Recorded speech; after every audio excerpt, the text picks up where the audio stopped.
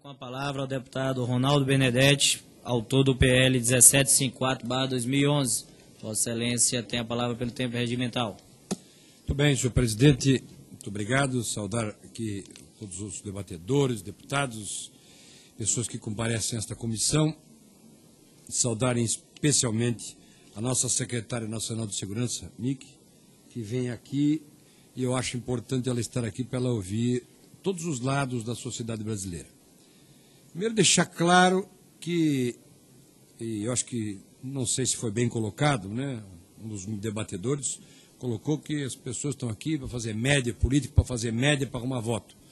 Não vi ninguém ganhar voto defendendo arma aqui, é questão de convicção e ideia. Esse é um debate que eu acho que não tinha que ser ideológico, ele começou a ficar, e é muito dialético, né, porque cada vez que você tem um argumento de um lado, você tem de outro. Mas nós temos que buscar, primeiro, claro que eu sei que alguns adotaram por ideologia, moram num estado, a questão do Rio a Rio, eu não sei se eu morasse lá no Rio de Janeiro, talvez eu pensasse diferente, quero aqui respeitar a localização geográfica de cada um.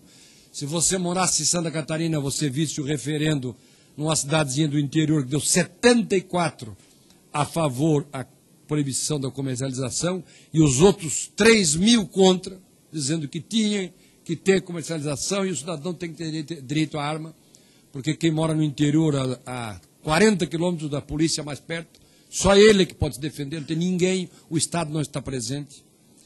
O Estado é deficiente no mundo inteiro, no Brasil também é. Então nós temos que, eu sou defensor, eu fui secretário de Segurança Pública, sou advogado criminalista, sou defensor de uma legislação penal em determinados temas, como, por exemplo, o porte de arma, uma para cada estado. Se eu queria levar essa questão, senhora secretária, que isso o governo analisasse não e respeitasse a questão do, eu sei que os que defendiam a proibição de comercialização no Brasil, porque não foi a questão, foi mal formulada, só a questão do comercialismo ou não. O cidadão deu ali a sua posição em relação às armas no Brasil. Era a vontade do brasileiro. E nós temos que respeitar. Goste ou não goste, quem não quer que...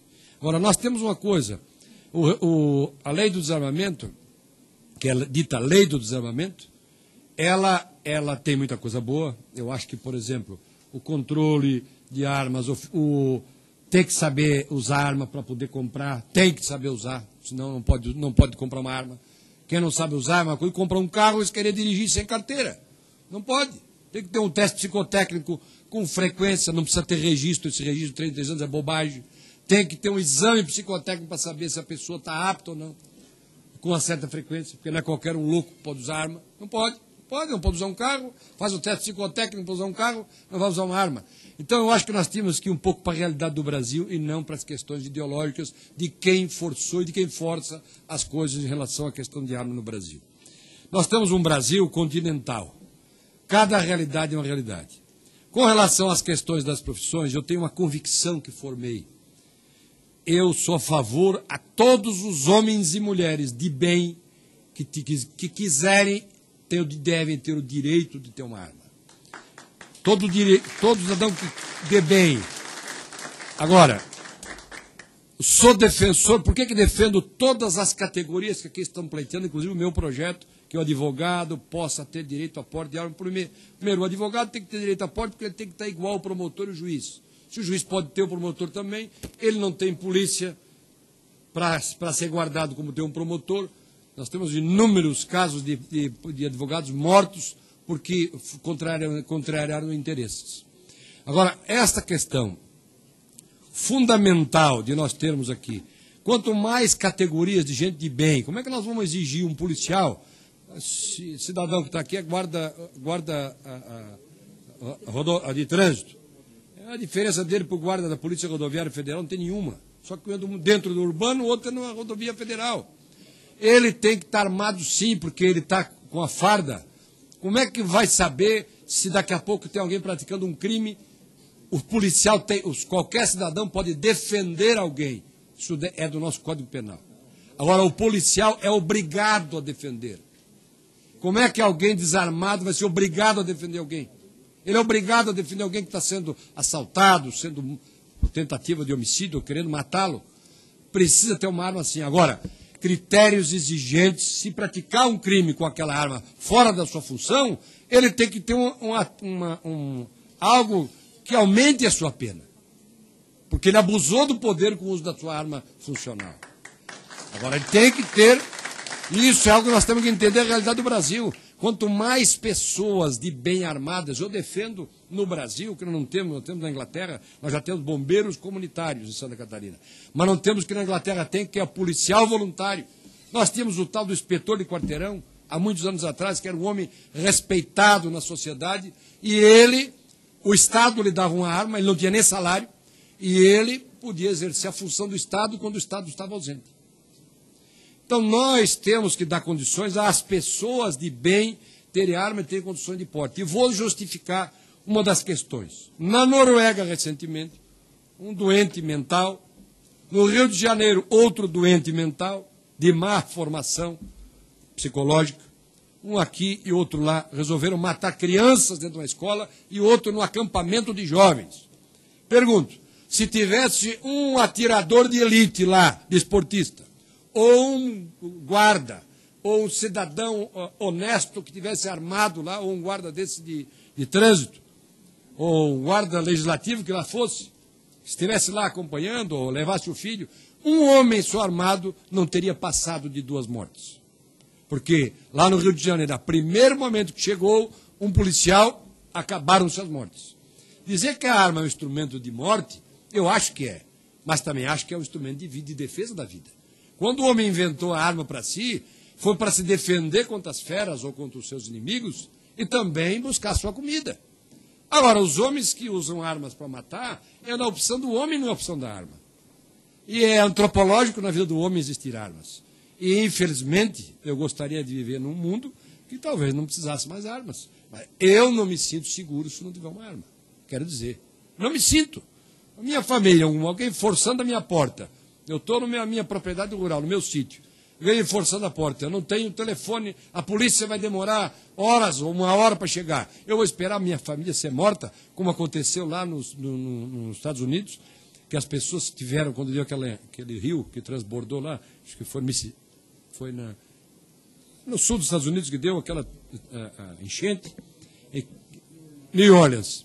E as pessoas que estavam preparadas, as suas famílias, filhas e mulheres, não foram estupradas e saqueadas. As que estavam desarmadas tiveram que se submeter à covardia de ver suas filhas estupradas. O Brasil, infelizmente, eu acho que nós podíamos ter, acho que se o Rio de Janeiro tem uma realidade diferente, se querem lá no Rio de Janeiro proibir as armas, que as pessoas não usem, porque o bandido era mais forte, mais treinado, eu acho que tudo bem, acho que dá para a gente discutir isso. Tem que respeitar o Estado. Agora, quem é do Viva Rio, que respeite o resto do Brasil. Porque nós não podemos, lá no interior do Mato Grosso, no interior da Amazônia, dar a condição de um homem que não registrou a sua espingarda, ou o seu rifle, ou o seu revólver, ele está em condição de criminoso. O fato o erro da nossa lei do desarmamento é que ela colocou na ilegalidade os bons cidadãos. E o bandido, para ele, é a melhor coisa do mundo. Porque a lei não existe para ele, a lei dele não é a nossa lei. Esta lei que nós votamos aqui é a lei para os bons cidadãos, para os cidadãos brasileiros. Por isso, queria dizer, pedir a sensibilidade aqui, de todos que aqui vieram, que eu acho que a gente precisava debater, sensibilizar-se, discutir essa questão do registro da arma, que com 3 anos tem que registrar, tá? De maioria está na ilegalidade. Isso é um desrespeito ao cidadão. Isso é um desrespeito que nós estamos fazendo. O governo tem que mandar urgente para casa, prorrogar esses registros, porque ele confiou no governo quando ele registrou. Daqui a pouco só basta vir uma lei que diz que quem não registrou na data vai perder tudo. Mais uma convicção democrática. Isso é muito pesado o que eu vou dizer. Mas não era nem para ter registro das armas. Mas, ou então, já que tem, todos os cidadãos tinham que ter direito a comprar uma arma com mais facilidade. Porque hoje nós vivemos numa democracia e nós temos o testemunho da nossa presidenta, que se ela não tivesse pego em armas, esse país não era democracia, era para ela poder ser presidenta eleita democraticamente. Um país com ditadura, a primeira coisa que ele faz é tomar as armas dos seus cidadãos, para evitar que o cidadão se rebele contra os ditadores.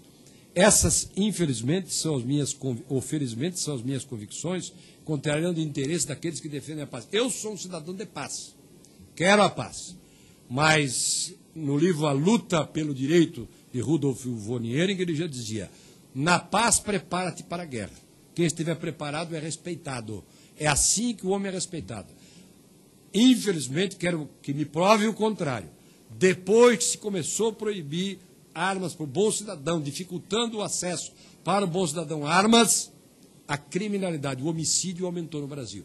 Coincidência ou não, por variáveis outras ou não. Aqui foi de diferente. Eu gostaria que esse dado fosse me dado.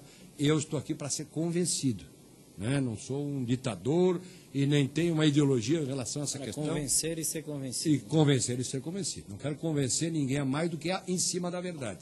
Então, eu queria deixar esta colocação bem transparente, né, aqui, clara. E já para concluir, deputado. Para concluir, pedir, então, que os debatedores aqui, se pudéssemos chegar a este entendimento de se admitir as pessoas de bem para que elas possam ter armas como essas categorias que aqui estão, recebendo autorização legal, porque a restrição em nada funcionou e elas estarão prontas para defender e ajudar o cidadão quando for preciso, em que o Estado, através dessas pessoas, vai estar presente e ele vai ter obrigação de defendê-las. Mais uma questão de dizer que eu acho que nós temos que botar também para todas as categorias que usam armas a proibição que tem para quem tem porte concedido pela Polícia Federal.